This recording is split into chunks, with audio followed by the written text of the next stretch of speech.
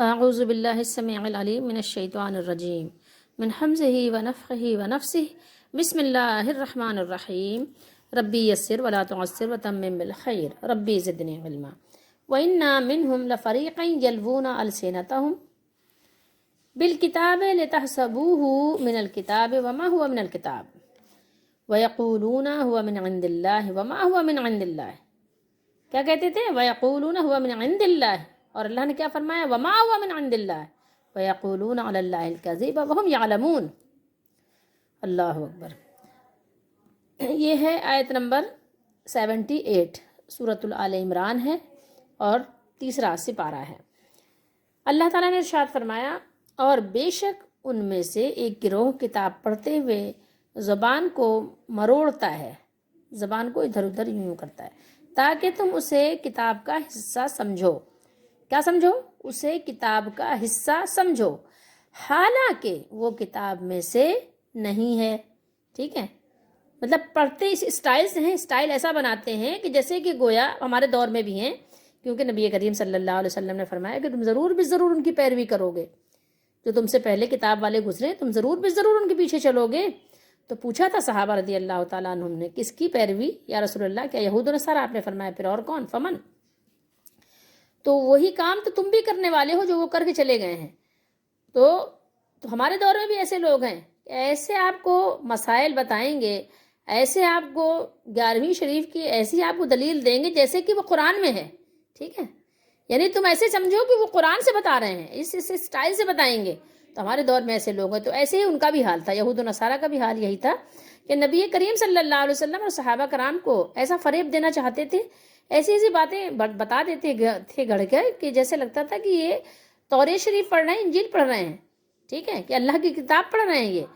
ٹھیک ہے، اور اللہ نے فرمایا وما هو من الکتاب. ٹھیک ہے، حالانکہ وہ کیا تھا؟ کتاب میں سے نہیں ہوتا تھا، لیکن وہ ایسے اسٹائل انہوں نے بنایا ہوا تھا کیونکہ ان کو اللہ کا ڈر نہیں تھا. اور وہ کیا کہتے تھے؟ وہ کہتے تھے وَيَقُولُونَ هُوَ مِنْ عِنْدِ اللَّهِ، اور کہتے ہیں کہ یہ اللہ کی جانب سے ہے. ٹھیک ہے، وہ کہتے ہیں، یہ مضارع کا صیغہ ہے، وہ کہتے ہیں کہ وہ اللہ کے پاس سے ہے، اللہ کی طرف سے ہے. عند اللہ. ٹھیک ہے، عندی بنا اس لیے کہ من کی وجہ سے. اور اللہ نے کیا فرمایا؟ وما هو من عند اللہ. یہ واو حالیہ ہے، حال بیان کر رہا ہے. حالانکہ، ٹھیک ہے، حالانکہ نہیں ہے، ماں نافیہ ہے، حالانکہ ہوا وہ، حالانکہ وہ نہیں ہے. یہ ماں کا ترجمہ یہاں ہوا ہے، حالانکہ وہ نہیں ہے اللہ کے پاس سے، وہ اللہ کی طرف سے نہیں ہے. اتنا جھوٹ بول کر اللہ کی طرف منسوب کر دیتے تھے، ذرا ڈر بھی نہیں لگتا تھا. یہ اسی صورت میں ہوتا ہے کہ اللہ تعالیٰ اپنے حفظ و امان میں رکھے جب دلوں پر گناہوں کی سبب سے مہر لگ جاتی ہے. کلا بل ران علی قلوبہم ما کانوا یکسبون. اللہ تعالیٰ ہم سب کو بچائے. وَيَقُولُونَ عَلَى اللَّهِ الْكَذِبَ وَهُمْ يَعْلَمُونَ. اللہ نے فرمایا کہ وہ جان بوجھ کر اللہ پر جھوٹ باندھتے ہیں. کیسے باندھتے ہیں؟ جان بوجھ کر. وَهُمْ يَعْلَمُونَ، جانتے ہیں. یہ سارا کچھ ایسے نہیں کر رہے ہیں کہ جہالت کی وجہ سے کر رہے ہیں، پتہ نہیں ہے. ٹھیک ہے، بہت سے جہالت کی وجہ سے بھی کر رہے ہیں، لیکن یہ ان لوگوں کا کام ہے جو جانتے بوجھتے تھے، جن کو معلوم تھا کہ وہ اللہ کی کتاب سے مسئلے نہیں بتا رہے ہیں، اپنی طرف سے گھڑ کر بتا رہے ہیں، پھر بھی وہ ایسا کر رہے تھے. اللہ اکبر. دیکھیے یہ بخاری شریف ہے، 7553 اور 52 کے درمیان کچھ یہ صحابہ کے اقوال یہاں درج ہیں. اس میں عبداللہ بن عباس رضی اللہ تعالیٰ عنہما کا قول ہم آپ کو دکھا دیتے ہیں. یہ بزرگ صحابی فرماتے ہیں، دیکھیے، یحرفون الکلمہ عن مواضعہ. ٹھیک ہے، لفظوں کو، ٹھیک ہے، تحریف کرتے ہیں. کیا؟ اپنی جگہ سے کلام کو بدل دیتے ہیں. یحرفون الکلمہ. ٹھیک ہے، کلمہ جو ہے اس کو بدل دیتے ہیں. کہاں سے؟ کلمات کو بدلتے کہاں سے؟ لفظوں کو اپنے ٹھکانوں سے ہٹا دیتے ہیں. ٹھیک ہے، اور فرماتے ہیں کہ کیونکہ اللہ کی کتاب میں کوئی لفظ بالکل نکال ڈالنا، یعنی بالکل سے نکال کر الگ کر دینا کتاب سے، یہ کسی سے نہیں ہو سکتا، یہ کسی کے بس کی بات نہیں ہے، مگر اس میں تحریف کرتے ہیں، یعنی ایسے معنی بیان کرتے ہیں جو اس کے اصلی معنی نہیں ہیں. تو یہ ان کا شیوا تھا کہ بہت طریقے سے وہ تحریف کرتے تھے. ٹھیک ہے، بہت سارے انہوں نے نئے نئے جدید طریقے ایجاد کیے ہوئے تھے تحریف کرنے کے. تو اس یہاں قرآن مجید جو کتاب ہے، ہمارے پاس جو کتاب موجود ہے جس کو ہم قرآن مجید کہتے ہیں، فرقان حمید کہتے ہیں، اس میں تو یہ لوگ یعنی بالکل بھی کوئی لفظوں کو تبدیل تو بالکل بھی نہیں کر سکتے، البتہ ترجمے میں، بیان میں، تقریر میں، اور پھر جب وہ اس کے تشریح کرتے ہیں، جب اس کی شرح بیان کرتے ہیں، جب اس کے معنی اور مطالب نکالتے ہیں، جب اس سے ثابت کرتے ہیں، تو پھر وہاں پر یہ ان کو موقع مل جاتا ہے، وہاں پہ طرح طرح کے انداز سے تحریفات کرنا شروع کر دیتے ہیں۔ یہ ہمارے قرآن کے ساتھ بھی ہو رہا ہے اور حدیث مبارکہ کے ساتھ بھی ہو رہا ہے، اور بہت علل اعلان ہو رہا ہے، کوئی روکنے والا نہیں ہے، کیونکہ اب اس دور میں آپ دیکھیں گے، اگر آپ اندازہ لگائیں گے، پہلے دور میں بھی ہوا، لیکن ہم چونکہ اسی میں موجود ہیں، فی زمانہ جب جس میں ہم موجود ہیں ہم اسی کی بات کر رہے ہیں، تو کوئی روکنے والا اس لیے نہیں ہے کہ جھوٹ جو ہے وہ پھیل چکا ہے، عام ہو چکا ہے، جھوٹ عام ہو چکا ہے، قرآن و حدیث کے نام پر جتنے جھوٹ بولے جا رہے ہیں، تو بس آپ کانوں کو ہاتھ لگائیں اور قرآن مجید کو سیکھیں۔ یہ ہے ان لوگوں کا کام جو عالم تھے اور جو عالم ہیں، لیکن کیا جو لوگ نہیں جانتے، جو ان پڑھ ہیں، کیا ان کو ایسے ہی معافی مل جائے گی؟ کیوں؟ اس لیے کہ ساری چیزیں تو انہوں نے دنیا کی سیکھی، تو اس میں کسی میں تو وہ محتاج نہیں بنے مولانا صاحب کے کہ ہاں مولانا صاحب بتائیں گھر کی روٹی پکانے کے لیے کیا طریقہ کار کریں، تو گھر کے لیے کبھی بھی انہوں نے نہیں پوچھا اپنے اس طرح کے مسائل۔ دین کے معاملے میں انہوں نے جو بھی سکہ مولانا نے دیا اٹھایا، جیب میں ڈالا اور چل پڑے۔ کیوں؟ تو دین کے معاملے میں اتنا معصوم اس لیے بن گئے کہ وہ اس کے طرف انہوں نے توجہ ہی نہیں دی اور دینا بھی نہیں چاہتے، اس لیے انہوں نے مولوی صاحب کی جو ہے بیساکھی پہ اپنا سہارا ٹیک لگا لیا، انہوں نے ٹھیک ہے اس پہ سہارا کر لیا، کافی اس کو سمجھ لیا کہ بس مولانا صاحب آ جائیں گے قبر میں، وہی ہماری طرف سے جواب دے دیں گے، اور مولانا صاحب آ جائیں گے قیامت کے دن، وہی ہمیں ہاتھ پکڑ کے جنت پہنچا دیں گے۔ مطلب یہ خیال یقیناً کچھ اس طرح کا شیطان نے ذہن میں ڈال دیا، یا اس سوچنے کی زحمت ہی نہیں کرتے، کون سوچے، مریں گے تو دیکھا جائے گا، کیا یار مرنے کا ڈراتے رہتے ہو، ٹھیک ہے۔ آئیے دیکھتے ہیں پھر یہ جو اللہ تعالیٰ نے فرمایا وَإِنَّ مِنْهُمْ لَفَرِيقًا، یہ فریق ہے نا، تو فریقاً ہوتا ہے ایک گروہ، یہاں فریقاً سے مراد ایک فرد نہیں ہے بلکہ ایک گروہ ہے، ٹھیک ہے۔ یہ یلوونا کیا کرتے ہیں؟ السنتہم، اپنی زبانوں کے ساتھ اس کو ٹیڑھا میڑھا کر کے خلط ملط کر کے وہ کرتے کیا ہیں؟ یہ دیکھیں یہ آپ اس کو سمجھ لیں کہ اس کا معنی ہے جھکانا، مائل کرنا، ٹھیک ہے۔ لوا بیدہ، اس نے اپنا ہاتھ جھکایا، لوا براسہ، اس نے اپنا سر جھکایا، ٹھیک ہے۔ یہ سمجھیے کہ اس کی جو اصلی اور فطری وضع اس میں تبدیلی کر دی، ٹھیک ہے، اپنی اصلی بناوٹ میں تبدیلی کر دینا۔ تو اب اس کا استعمال کسی کلام کے الفاظ یا اعراب جو ہے، اعراب میں ایسا رد و بدل کر دینا جس سے اس کلام کا اصلی مفہوم بدل جائے، یا اس کی ایسی من گھڑت تشریح کرنا جس کا اس کلام سے دور کا واسطہ بھی نہ رہے، ٹھیک ہے۔ تو یہاں پر اللہ تعالیٰ یہودیوں کے بارے میں فرما رہا ہے، ان پر اللہ تعالیٰ کی لعنتیں ہوں، ان میں سے کچھ لوگ ایسے بھی ہیں جو کلام میں تحریف کر دیتے ہیں، اللہ تعالیٰ کے کلام کو بدل دیتے ہیں اور اسے اصل مراد سے دور ہٹا دیتے ہیں، تاکہ جاہلوں کو یہ معلوم ہو کہ اللہ تعالیٰ کی کتاب میں یہ کلام اسی طرح ہے، اور وہ اس تحریف شدہ کلام کو اللہ تعالیٰ کی طرف منسوب کر دیتے ہیں، انہیں نسبت کدھر کرتے ہیں؟ اللہ کی طرف، حالانکہ یہ اللہ تعالیٰ پر جھوٹ ہے، اور انہیں خود بھی معلوم ہے کہ اس سارے معاملے میں کذب اور افترا سے انہوں نے کام لیا ہے، ٹھیک ہے، دھوکہ اور فریب اور جھوٹ سے انہوں نے سارا کچھ یہ کام لیا ہے، اور اسی پر انہوں نے تکیہ کیا ہے۔ اسی لیے اللہ تعالیٰ نے فرمایا وَيَقُولُونَ عَلَى اللَّهِ الْكَذِبَ وَهُمْ يَعْلَمُونَ، اور اللہ پر جھوٹ بولتے ہیں اور اس بات کو وہ خوب جانتے بھی ہیں۔ آپ کو بھی خوب معلوم ہوتا ہے کہ اگر ابا نے آپ کے 2 باتیں کہہ کے بھیجا ہے کہ جا کے بیٹا فلاں سے یہ 2 باتیں کہہ دینا، اب آپ اس میں ایک مزید ملا لیں، تو آپ کو معلوم ہوتا ہے کہ آپ کے والد نے 2 باتیں کہی تھیں، آپ نے ایک مزید اس میں ملا لی، 3 کر دیں آپ نے۔ اسی طریقے سے آپ نے کسی کی کوئی چغلخوری کی تو آپ نے اس میں خوب نمک مرچ مسالہ لگا کر اس کو آپ نے بڑھا چڑھا کر بتایا، تو آپ کو بھی خوب معلوم ہے کہ میں نے لڑوانے کے لیے یہ ایسا کام کیا ہے، جو کہنے والے نے کہا تھا اس کا یہ مقصد نہیں تھا، جو میں نے کیا ہے اس میں نمک مرچ لگایا ہے۔ تو اسی طریقے سے ان کو بھی خوب اچھی طرح معلوم تھا کہ یہ جو اللہ کا کلام ہے وہ کتنا ہے اور ہم نے اس میں کتنی ملاوٹ کی ہے۔ دیکھیے جو کچھ بھی اللہ تعالیٰ نے بیان کیا یہود و نصارہ کے بارے میں، وہ تو اپنی جگہ بالکل یعنی ٹھیک ہے کہ اللہ تعالیٰ نے ان کے بارے میں بیان کیا، اور بالکل حق بیان کیا اللہ تعالیٰ نے. لیکن یہ بھی یاد رہے کہ کوئی آیت اگر کسی قوم کے بارے میں خاص ہوتی ہے تو وہ تمام لوگوں کے لیے عام بھی ہے. اب یہ نہیں آپ کہہ سکتے کہ یہ یہود کریں گے تو وہ تو مجرم ہوں گے، لیکن اگر جو ہے امت محمدیہ صلی اللہ علیہ وسلم کا کوئی فرد کرے گا تو وہ مجرم نہیں ہوگا. ٹھیک ہے.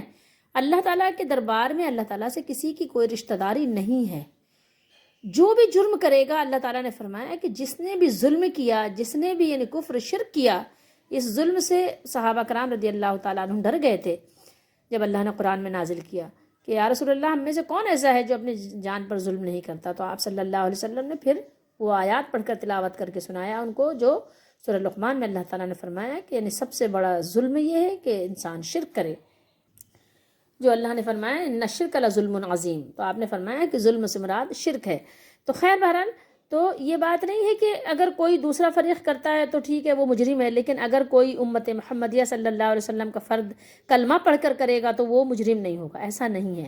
اللہ کی بارگاہ میں قانون سب کے لیے ایک ہے، اصول اللہ تعالیٰ کا بدلتا نہیں ہے، کلمات اس کے تبدیل ہوتے نہیں. لا تبدیل لکلمات اللہ ولن تجد لسنت اللہ تحویلا. تبدیلا اللہ تعالیٰ نے اس طرح کے الفاظ استعمال فرمائے ہیں، اس میں تو کوئی تحویل، کوئی تبدیلی کوئی ہوتی نہیں ہے. اللہ تعالیٰ کے کلمات بدلتے نہیں ہیں، وہ سب کے لیے یکساں ہے. ٹھیک ہے. کیوں؟ اس لیے کہ اللہ تعالیٰ سے کسی کی کوئی رشتہ داری نہیں ہے. ایک تعلق ہے عبد اور معبود کا. ٹھیک ہے. عابد اور معبود کا ایک تعلق ہے کہ ہم بندے ہیں اور وہ ہمارا مولا ہے، وہ ہمارا مالک ہے. اچھا، تو اب یہ نہیں سمجھیے گا کہ ہاں جو ہم نے عربی تراجم کا یعنی جو ہم نے کیے ہیں عربی کے تراجم اردو میں جو کیے ہیں ہمارے یہاں بھی ہوئے نا، تو اگر آپ اس کو دیکھیں تو ان میں بھی بہت بڑی غلطیاں آپ کو نظر آئیں گی. بہت بڑی غلطیاں، بہت کمی بیشی اور بہت نمایاں آپ کو اوہام اس کے اندر پیدا کر دیے گئے ہیں. بلکہ آپ یوں محسوس کریں گے کہ عربی ترجمہ کرنے والوں نے از خود اپنی طرف سے تفسیر ہی کو کتابوں میں داخل کر کے انہیں اصل باور کرانے کی کوشش کی ہے. آپ کو اس طرح کی بہت ساری چیزیں ملیں گی، جبکہ ان سب ترجمہ کرنے والوں کا فہم ہی فاسد ہے. ٹھیک ہے. یہ تفسیر ابن کثیر میں انہوں نے لکھا ہے کہ ان کا فہم ہی فاسد ہے. آپ دیکھیں نا قرآن مجید کے جو ترجمہ ہے وہ تو آپ نے عربی پڑھ کر سیکھ لیا، ٹھیک ہے، کر سکتے ہیں، لیکن اس ترجمے کو آپ تبدیل کیسے کر سکتے ہیں؟ اب جیسے سورہ فتح میں اللہ تعالیٰ نے ارشاد فرمایا نبی کریم صلی اللہ علیہ وسلم کے لیے کہ اللہ تعالیٰ نے آپ کی اگلی پچھلی سب اللہ تعالیٰ نے معاف کر دی. تو اب وہاں پر ترجمہ کرنے والے نے کر دیا کہ اللہ تعالیٰ نے آپ کے صدقے، آپ کے طفیل، آپ کے واسطے آپ کی امت کی سب اگلی پچھلی معاف کر دی. کہاں سے آپ یہ بات لے آئے؟ ہاں اگر تو رسول اللہ صلی اللہ علیہ وسلم فرما دیتے تو بات تھی. ٹھیک ہے. بعد والے جو اگر وہ کر رہے ہیں تو کہاں سے کر رہے ہیں؟ ان کے پاس علم کا یہ جو سورس ہے وہ کہاں سے آیا ہے؟ کہاں سے آیا ہے؟ تو اس لیے ابن کثیر نے فرمایا کہ یہ ان کا تو فہم ہی فاسد ہے. جو لوگ اس طرح کی حرکتیں کر رہے ہیں ان کا فہم ہے کتنا؟ وہ اپنے فہم پر کیا ناز کریں گے؟ ان کا فہم فاسد ہے. اور فرمایا کہ توریت اور انجیل میں تو فرماتے ہیں کہ بلا شک و شبہ ان میں تبدیلی و تحریف اور کمی بیشی ہو چکی ہے، لیکن جو اللہ کے پاس کتابیں ہیں وہ محفوظ ہیں. اور ہمارے قرآن مجید جو ہمارے پاس ہے تو ہمارے قرآن مجید میں کوئی تبدیلی یہ عربی عبارت میں نہیں ہو سکی اور نہ ہی ہو سکے گی، کیونکہ اس کی نگہبانی کا ذمہ اللہ تعالیٰ نے خود لیا ہے. لیکن اس کے ترجمے میں تبدیلی خوب لوگوں نے کی ہے. اب جیسے اللہ تعالیٰ نے اپنے عرش کے بارے میں بیان کیا، کرسی کے بارے میں بیان کیا، اس میں بھی لوگوں نے بدل دیا، اپنی من گھڑت تعویلات کی، من گھڑت تشریحات کی، اور لوگوں نے اس سے حکومت اور سلطنت مراد لے لیا. جبکہ کتنی واضح آیات قرآن مجید میں ہے. اللہ نے فرمایا کہ قیامت کے دن جس دن حشر ہوگا 8 فرشتے اللہ کا عرش اٹھائے ہوں گے. کیا اٹھائے ہوں گے؟ عرش جو اٹھائے ہوں گے تو کیا اللہ کی حکومت اٹھائے ہوئے ہوں گے؟ اللہ کے سلطنت اٹھائے ہوئے ہوں گے؟ مطلب طرح طرح کی لوگوں نے تعویلات کی اپنی مرضی سے. جو چاہا، جس کو چاہا متشابہات کہہ دیا، جس کو چاہا محکمات کہہ دیا، جو جیسے چاہا انہوں نے کر ڈالا. ٹھیک ہے. تو یہ تذکرہ اللہ تعالیٰ نے ان لوگوں کا کیا ہے جنہوں نے کتاب الہی جس میں تورات وغیرہ میں نہ صرف تبدیلی کی تھی بلکہ انہوں نے 2 جرم اور بھی کیے تھے. ایک تو زبان کو مروڑ کر کتاب کے الفاظ پڑھتے، جس سے عوام کو یعنی کیا تاثر دینا چاہتے تھے حقیقت کے خلاف تاثر دینا چاہتے تھے، یعنی جو حقیقت تھی اس کے خلاف وہ کچھ اور جو ہے تاثر دینے میں کامیابی حاصل کرنا چاہتے تھے، اور وہ کامیاب رہتے بھی تھے۔ اور دوسرے وہ اپنی خود ساختہ باتوں کو من عند اللہ یعنی وہ سمجھاتے تھے لوگوں کو کہ یہ اللہ کی طرف سے ہے، حالانکہ وہ اللہ کی طرف سے نہیں ہوتی تھی، اپنی باتوں کو کہتے تھے یہ اللہ کی طرف سے ہے، یعنی اللہ تعالیٰ کی یہی منشا ہے، اللہ کی یہی مرضی ہے۔ اور ابھی ہم تھوڑی سی آپ کو بتائیں گے کہ ہمارے دور میں بھی کس کس طرح سے لوگ اس طرح کی حرکتیں کر رہے ہیں، اور کیوں نہیں کریں گے، کیونکہ ظاہر ہے کہ کرنا تھا تو اللہ کے نبی صلی اللہ علیہ وسلم نے بیان بھی فرما دیا۔ تو آپ دیکھیں گے مذہبی جو آپ کے پیشوا ہیں، جو بنے ہوئے ہیں پیشوا، وہ ہیں یا نہیں ہیں لیکن بنے تو ہیں، ان میں بھی نبی کریم صلی اللہ تعالیٰ علیہ وآلہ وسلم کی پیشین گوئی کے مطابق لَتَتَّبِعُنَّ سَنَنَ مَنْ كَانَ قَبْلَكُمْ، تم اپنے سے پہلی جو تمہاری یعنی پہلی امتوں کی قدم بقدم پیروی کرو گے کے مطابق آپ دیکھیں گے بکثرت ایسے لوگ ہیں جو دنیاوی اپنے مطلب کی خاطر، دنیاوی غرض کی وجہ سے یا کسی تعصب کی وجہ سے یا ان کی جو فقہی جمود ہے اس کی وجہ سے قرآن کریم کے ساتھ بھی یہی معاملہ کرتے ہوئے آپ کو بہت سے پیشوا جو بنے ہوئے وہ نظر آئیں گے، ٹھیک ہے۔ پڑھتے تو ہیں قرآن کی آیت اور مسئلہ اپنا خود ساختہ بیان کرتے ہیں۔ عوام بیچارے کیا سمجھتے ہیں کہ مولوی صاحب نے مسئلہ قرآن سے بیان کیا ہے، اور معاملہ یہ ہوتا ہے کہ اس مسئلے کا قرآن سے کوئی تعلق بھی نہیں ہوتا، یا پھر آیات میں معنوی تحریف اور اپنی یعنی ملمہ سازی سے کام کرتے ہیں، ٹھیک ہے، تاکہ لوگوں کو یہی یقین دلائیں کہ یہ اللہ کی طرف سے ہے، ٹھیک ہے، اللہ کی پناہ۔ تو یہ سارا طریقہ کار کس کا لیا ہے انہوں نے، کس سے اڈاپٹ کیا ہے؟ اپنے بڑوں سے کیا ہے، جو ان کے بڑے تھے، جس نقش قدم پر وہ چلے تھے اسی نقش قدم پر چلنے کی بھرپور قدم بقدم کوشش کر رہے ہیں۔ دیکھیے یہ سورہ یونس ہے، آیت نمبر 58 ہے، یہاں اللہ تعالیٰ نے ارشاد فرمایا قل بفضل اللہ، تم فرماؤ اللہ ہی کے فضل اور اسی کی رحمت اور اسی پر چاہیے کہ خوشی کریں، ٹھیک ہے۔ فَلْيَفْرَحُوا هُوَ خَيْرٌ مِّمَّا يَجْمَعُونَ، وہ ان کے سب دھن دولت سے بہتر ہے، ٹھیک ہے۔ تو خوشی کس پر کرنے کے لیے اللہ تعالیٰ نے فرمایا یہ کہ قل بفضل اللہ، ٹھیک ہے، قل بفضل اللہ، اللہ تعالیٰ کا فضل اور اس کی رحمت۔ تو اب یہاں سے لوگوں نے کیا مراد لیا؟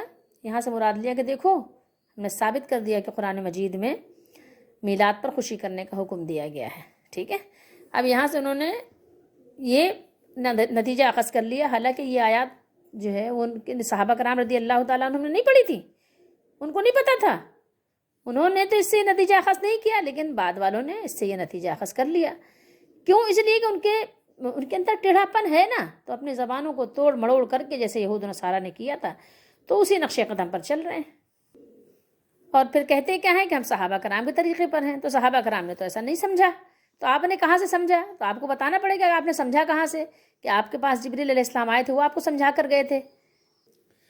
دیکھیے یہ سورہ نحل ہے، 14واں پارہ ہے، کسی کا بھی آپ ترجمہ اٹھا کر پڑھیے، اس سے ہمیں کوئی سروکار نہیں، لیکن آپ ذرا پڑھ کر دیکھیے کیا فرمایا اللہ تعالیٰ نے، والذین یدعون من دون اللہ لا یخلقون شیئا وهم یخلقون اموات غیر احیاء وما یشعرون ایان یبعثون، یبعثون اگلے صفحے پر ہے۔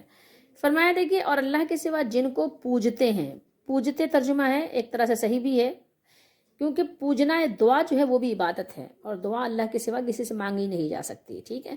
تو اگر یہاں دعا بطور عبادت آپ لیں گے تو پوجنا بھی کہہ سکتے ہیں، اور اگر آپ یہاں پر دعا مانگنا کہیں گے تو آپ کہہ سکتے ہیں پکارنا، ٹھیک ہے۔ یعنی اللہ کے سوا وہ لوگ جن کو بھی پکارتے ہیں، ٹھیک ہے، قبر والوں کو اور دور نزدیک سے اپنے پیروں کو، فقیروں کو، اپنے جن کو بھی وہ پکارتے ہیں، جن کو بھی وہ بڑا سمجھتے ہیں، ٹھیک ہے، جنوں میں بھی سے ایسے تھے اور انسانوں میں بھی، اور اللہ کے سوا جن کو بھی وہ پکارتے ہیں، جن کو وہ پوچھتے ہیں، جن سے دعا مانگتے ہیں، جن کی وہ عبادت کر رہے ہیں، دعا مانگ رہے ہیں، من دون اللہ، اللہ کے سوا، اللہ کے علاوہ سب من دون اللہ ہے۔ ایک دھوکہ، ایک فریب یہ بھی دیتے ہیں یہ لوگ کہ اللہ کے جو اولیاء ہیں ان کو من دون اللہ میں قبول ہی نہیں کرتے، شمار ہی نہیں کرتے، حالانکہ اللہ تعالیٰ نے عیسیٰ علیہ السلام کو بھی من دون اللہ فرمایا ہے، اللہ کے علاوہ ہر چیز من دون اللہ ہے، ٹھیک ہے۔ لیکن یہ کہ یہ بھی نہیں مانتے، یہ اولیاء اللہ کو اللہ جانے کیا مانتے ہیں، ان کو من دون اللہ میں نہیں شمار کرتے۔ اب دیکھیے کہا کہ من دون اللہ یعنی اللہ کے سوا، اللہ کے علاوہ جو بھی ہے، جو کچھ بھی، ٹھیک ہے۔ تو اللہ تعالیٰ پوچھ رہا ہے کہ وہ کچھ بھی نہیں بناتے، بتاؤ تو صحیح، ذرا بتاؤ کیا کچھ انہوں نے بنایا ہے؟ اللہ نے تو بتا دیا، اعلان کر دیا وہ کچھ بھی نہیں بناتے، لا یخلقون، کچھ بھی وہ پیدا نہیں کرتے، کوئی چیز ان کی بنائی ہوئی نہیں ہے۔ اب آپ بتا دیجئے کہ کسی اور کی کوئی چیز بنائی ہوئی ہے، انبیاء علیہ السلام نے بھی کوئی چیز پیدا کی، تو آپ بتا دیجئے نا، آپ کے اولیاء اللہ نے جن کو آپ سمجھتے ہیں کہ وہ کچھ پیدا کر سکتے ہیں، تو آپ بتائیے کہ یہ تو اللہ نے پیدا کیے، یہ اولیاء اللہ نے پیدا کیے. آپ بتائیے نا کہ اگر آپ عیسیٰ علیہ السلام کے معجزے کی مثال دیں گے کہ انہوں نے مردوں کو زندہ کیا، ٹھیک ہے، تو یہ ان کا معجزہ تھا. ان کے دنیا سے چلے جانے کے بعد، چلے جانے سے مراد جب اللہ نے ان کو اٹھا لیا آسمانوں پر، تو کیا پھر انہوں نے یہ معجزہ دکھایا کیا؟ بتائیے. کوئی ان کو پکارتا ہے عیسیٰ علیہ السلام کو کہ عیسیٰ علیہ السلام آئیے اور جو ہے ہمارے مردے زندہ کر دیجئے؟ حالانکہ عیسیٰ علیہ السلام تو زندہ ہی ہیں ابھی، وہ تو ان کا تو انتقال بھی نہیں ہوا. تو لیکن یہ دیکھیے کہ اللہ نے فرمایا کہ لا یخلقون شیئا، تو یہ کہتے ہیں یہ آیات بت کے لیے ہیں، یہ بتوں کے بارے میں ہیں. اب یہ تبدیلی نہیں ہے تو کیا ہے کہ جو اللہ تعالیٰ، اور اوپر آپ دیکھیں گے یہ سورہ نحل ہے، اللہ تعالیٰ نے اپنی یعنی الوہیت کی ساری جو کہنا چاہیے کہ دلیلیں پیش کی ہیں. اللہ تعالیٰ نے اپنے الہ ہونے کے اللہ تعالیٰ نے دلیلیں پیش کی ہیں. اس کے باوجود بھی جب یہ آیت پر آتے ہیں تو کہتے ہیں کہ یہ بتوں کے لیے ہیں، یہ بتوں کے بارے میں ہے. تو پھر آپ دلیل پیش کیجئے کہ اولیاء اللہ نے کیا پیدا کیا ہے وہ دکھائیے. آپ زمین کا کون سا ٹکڑا ان کا بنایا ہوا ہے، زمین میں پانی انہوں نے پیدا کیا ہے یا انہوں نے پہاڑ پیدا کیے، جو چیز بھی انہوں نے پیدا کی. دیکھیں ان کا مرتبہ اللہ نے بہت بلند کیا ہے، لیکن ہم ان کو اللہ کے برابر نہیں کر سکتے، شریک نہیں ٹھہرا سکتے. اللہ نے فرمایا کچھ بھی نہیں بناتے. یہ ترجمہ احمد رضائی کا ہے، وہ کچھ بھی نہیں بناتے. لا یخلقون شیئا، شیء چھوٹی سی چھوٹی چیز بھی ان کی بنائی ہوئی نہیں ہے، چھوٹی سی. اور اللہ تعالیٰ نے جو معجزے دیے ہیں وہ بھی اللہ تعالیٰ کے قبضے میں ہوتے ہیں. جب اللہ چاہتا ہے تو معجزے رونما ہوتے ہیں، نہیں تو نہیں ہوتے. اور آگے کیا فرمایا اللہ نے؟ وہم، وہ خود سے مراد یہاں ہم جو ہے جمع کا صیغہ ہے، ٹھیک ہے، غائب کی ضمیر ہے. وہ خود سارے جتنے بھی ہیں جن سے امید لگائے ہوئے ہو، بنائے ہوئے ہیں، وہ خود پیدا کیے گئے ہوئے ہیں. ٹھیک ہے، یہاں انہوں نے بنائے ہوئے ترجمہ اس لیے کیا ہے، غالباً ان کا یہ منشا ہوگا کہ یہ سب بتوں ہی کی بات لیتے ہیں اس سے مراد. ٹھیک ہے، اس لیے بنائے یہاں اللہ تعالیٰ نے جو صیغے استعمال کیے یہ پیدا، کریشن کے بارے میں، پیدا کرنے کے بارے میں. وہ خود پیدا کیے گئے ہیں، وہ خود پیدا کیے گئے ہیں. ٹھیک ہے، تو بتوں کو بھی ہو سکتا ہے کوئی پیدا کرتا ہو ان میں سے، واللہ عالم. نہیں تو بت تو بنائے جاتے ہیں، لیکن مخلوق پیدا کی جاتی ہے. اللہ تعالیٰ نے خلقت کو پیدا کیا ہے، پہاڑوں کو، پتھروں کو اللہ نے پیدا کیا ہے، لیکن اس پتھر سے بت بنائے جاتے ہیں. تو یہاں دیکھیے اللہ تعالیٰ نے فرمایا وہ خود پیدا کیے گئے ہیں. کون؟ آپ بتائیے کہ کیا میں اور آپ یا کوئی اللہ تعالیٰ کی ایسی مخلوق ہے کہ جو خود بخود دنیا میں پیدا ہو گئی ہو، خدائی ہو، اللہ تعالیٰ نے پیدا نہ کیا ہو؟ سب اللہ کے پیدا کیے ہوں. جتنے بھی لوگ ہیں سب کو کس نے پیدا کیا؟ اللہ نے پیدا کیا. سب کو اللہ نے پیدا کیا. اللہ کے پیدا کیے ہوئے کو اللہ کے برابر کیوں کرتے ہو؟ وہ سب خود یخلقون، یہ مجہول کا صیغہ کہلاتا ہے، وہ سب خود پیدا کیے ہوئے ہیں. یہ بھی جمع کا صیغہ ہے، ہم بھی جمع کا صیغہ ہے. اور دیکھیے آگے پھر مزید کیا اللہ تعالیٰ نے بیان کیا؟ امواتن غیر احیائن، مردے ہیں. یہ احمد رضائی کا ترجمہ ہے، مردے ہیں، زندہ نہیں. ایک تو فرمایا کہ اموات ہیں، مردے ہیں، اور پھر اللہ تعالیٰ نے آگے مزید اسی تاکید پہ تاکید اللہ نے کی. اتنے طریقے سے سمجھایا اللہ تعالیٰ نے، شاید تم سمجھ جاؤ. امواتن، وہ سب مردے ہیں. ٹھیک ہے، مردہ نہیں ہے، مردے ہیں، سارے مردے ہیں. جن قبر والوں سے تم نے امید لگائی ہے وہ سب مردے ہیں. غیر احیائن، وہ زندہ نہیں ہیں. اللہ تعالیٰ کیسے آپ کو بیان کر کے سمجھا رہا ہے. تو آپ بتائیے کہ کیا آپ پھر بتوں پر بھی مردے کا اطلاق کرتے ہیں کہ بت ابھی زندہ ہے، بت ابھی مر گیا؟ کیا بت زندہ ہوتا ہے؟ کیا بت پھر مرتا ہے؟ کیا بت کو آپ قبر میں دفناتے ہیں؟ یہ دیکھیے آگے مزید اللہ تعالیٰ نے فرمایا اور انہیں خبر نہیں کہ وہ لوگ کب اٹھائے جائیں. ایانا یبعثون، وہ اٹھائے کب جائیں گے، یہ یعنی قبروں سے وہ کب نکالے جائیں گے. باقاعدہ قبروں کا بھی ذکر اللہ تعالیٰ نے فرمایا. اب آپ بتائیے اتنی صاف اور واضح آیات ہونے کے باوجود ترجمے میں تبدیلی کر دی. اور پھر اس کے بعد اس کی تشریحات آپ دیکھیں گے سب بتوں کے بارے میں ہوں گی. کوئی بھی کسی بھی قبر والے کے بارے میں اس کو فٹ نہیں کریں گے، کہیں گے کہ نہیں سب بتوں کے بارے میں ہے، اور لان تان کریں گے ان لوگوں کو، کہیں گے دیکھو یہ بتوں کے بارے میں آیات تھی، یہ انہوں نے مسلمانوں پر فٹ کر دی. آپ ان کے حاشیے میں آپ دیکھ بھی سکتے ہیں کہ ہاں ہر جگہ انہوں نے بت ہی بت لیا ہے. ٹھیک ہے، جیسے کہ بت انہوں نے اسی کو انہوں نے بیان کیا. انہوں نے ہر جگہ یہی بیان کیا. جیسے کہ بت تو کہہ رہے ہیں عاقل یعنی عقل والے کو کب سزاوار ہے کہ ایسے خالق و مالک کی عبادت کو چھوڑ کر عاجز و بے اختیار بتوں کی پرستش کرے. تو کیا میں اور آپ عاجز نہیں ہیں؟ میرے اور آپ کے اندر اگر ہمارے سسٹم میں تھوڑی سی خرابی اللہ تعالیٰ واقع کر دے تو آپ یقین کریں کہ ہمارا جینا دوبھر ہو جائے. کیا ہم اللہ کے محتاج نہیں ہیں؟ کیا ہم اللہ تعالیٰ سے دعا کرنے کے محتاج نہیں ہیں؟ سوچئے. تو ہر جگہ انہوں نے بتوں کی انہوں نے بات کی ہے. ٹھیک ہے، بتوں کی. یہ دیکھیے یہاں بھی بتوں کو تو اب آپ سوچئے تو صحیح کہ یہاں پر یعنی کس طرح سے انہوں نے لوگوں کو گمراہ کیا ہے. ہر جگہ بت بت بت بت کے سوا کچھ سمجھتے ہی نہیں ہیں. یعنی اللہ کے بندوں کو جو چاہے آپ ان کو اختیارات دے دو, جو چاہے ان کو آپ ڈگری دے دو, اللہ کے برابر کر دو اور آپ کو گناہ نہیں ملے گا, آپ کو سزا نہیں ملے گی. یہ دیکھیں یبعثون کب اٹھائے جائیں گے, کب اٹھائے جائیں گے؟ تو کیا بتوں کو بھی قبروں سے اٹھایا جائے گا؟ پھر آگے اللہ نے فرمایا تمہارا الہ ایک ہی الہ ہے, الہکم الہ واحد. ٹھیک ہے, الہکم الہ واحد, تمہارا مالک تمہارا معبود ایک ہی ہے جو واحد ہے. اور اس طرح کی بے شمار آیات ہیں, لیکن لوگوں نے اس طرح سے تحریف کی ہے. اور پھر وہ ظاہر ہے کہ آپ سمجھ سکتے ہیں کہ لوگ کس طرح سے ان کو سن کر گمراہ ہو رہے ہیں, لیکن لوگ سمجھنے کو تیار نہیں ہیں. اس طرح کی تحریف انہوں نے خود زبانیں مروڑ کے اور اپنی پھوب والہانہ تقاریر میں لوگوں نے اس طرح سے لوگوں کو گمراہ کرنے کی بھرپور اپنی سعی اور کوشش کو تمام کر دیا. تو ان آیات کو پڑھ کر آپ یہ نہ سمجھیے گا کہ صرف یہ یہود و نصارہ نے کیا تھا کہ ہوا من عند اللہ, بلکہ یہ ان لوگوں نے بھی کیا ہے. وما ہوا من عند اللہ. ٹھیک ہے, وَيَقُولُونَ عَلَى اللَّهِ الْكَذِبَ وَهُمْ يَعْلَمُونَ, اللہ تعالیٰ پر جھوٹ باندھتے ہیں جان بوجھ کر. اللہ تعالیٰ ہم سب کو بچائے. تو یہ میں نے آپ کو ایک آیت دکھائی ہے. بے شمار آیات ہیں قرآن مجید میں جو اللہ تعالیٰ نے بیان فرمائی غیر اللہ کے بارے میں, اللہ کے علاوہ کے بارے میں, اور وہ سب یہ لوگ بتوں کے بارے میں کہہ کے آگے نکل جاتے ہیں. گویا کہ بتوں کے علاوہ آپ جس کو چاہیں اللہ تعالیٰ کے برابر کر دیں, اس میں کچھ بھی یعنی ان کو فرق نہیں پڑتا, کچھ بھی اس کو شرک نہیں سمجھتے, کچھ بھی اس کو ذرا سا بھی اس میں خوف محسوس نہیں کرتے. اللہ تعالیٰ ہم سب کو سمجھنے کی توفیق دے. یہ ساری باتیں قرآن میں تحریف ہیں, تبدیلی ہے, اور اللہ تعالیٰ پر جھوٹ باندھنا ہے.